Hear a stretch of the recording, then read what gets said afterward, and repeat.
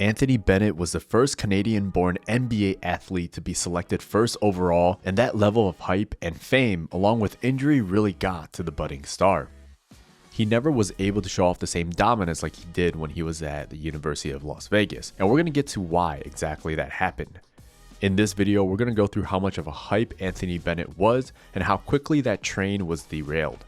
Not all is lost though, he's still around in the league and perhaps he's even able to come back into a contending team for the NBA sometime in the future. However, the days of him being compared to Hall of Famers are gone and he's likely relegated to a bench role or perhaps somewhere off overseas.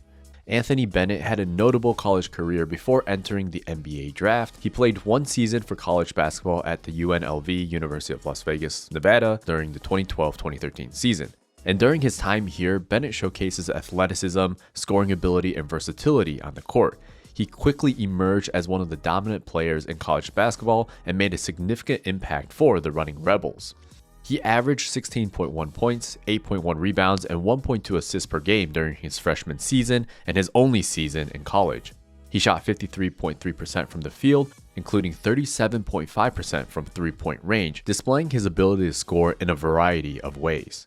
Bennett's strong performance helped UNLV secure a spot in the NCAA tournament, and this is actually one of the last times that they were able to even attend the NCAA tournament. Going back to Bennett, his notable achievements during the 2012-2013 season earned him several accolades. Bennett was named the Mountain West Conference Freshman of the Year, as well as being selected to the All-Mountain West First Team.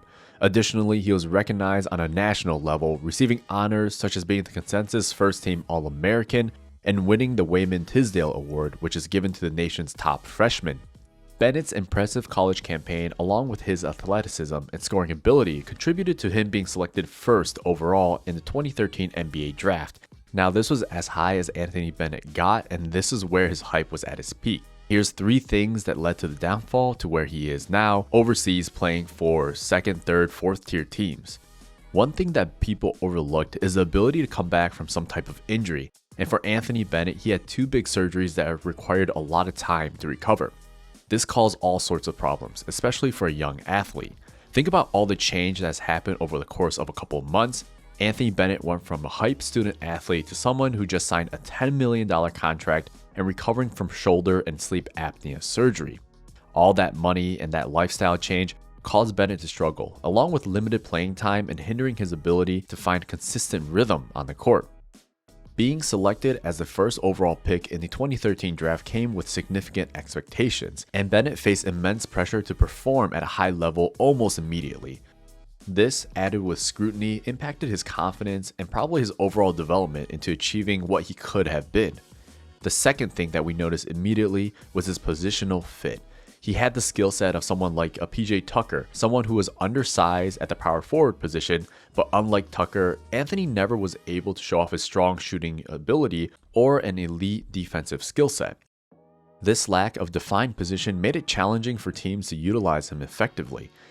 Finally, it was hard for teams to trust his ability to do well in the court after seeing inconsistent performances. Bennett had difficulty being an asset, whether that's shooting threes, being a good rebounder, or even defensively in his game.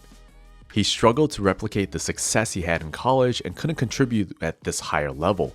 His shooting percentages were much lower than expected, and he struggled to make an impact on both ends of the court. NBA scouts didn't expect him to come in being an elite defender. However, they did expect his 53.3% overall field goal and almost 38% three-point percentage to transfer over.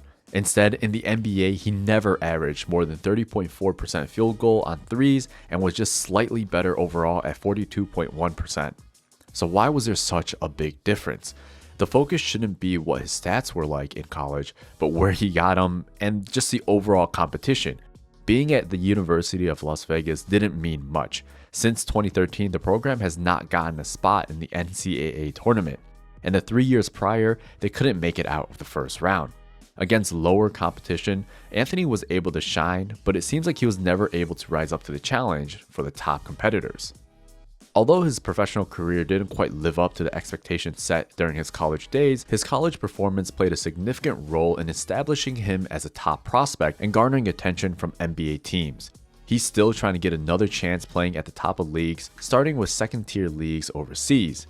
It's another story of what seems like the hype and lifestyle derailing a young star's career. We may never know how much the addition of $10 million plus being the #1 pick effect is mental. What we do know is that compared to the last 10 #1 picks, Bennett might be just the biggest bust we've seen.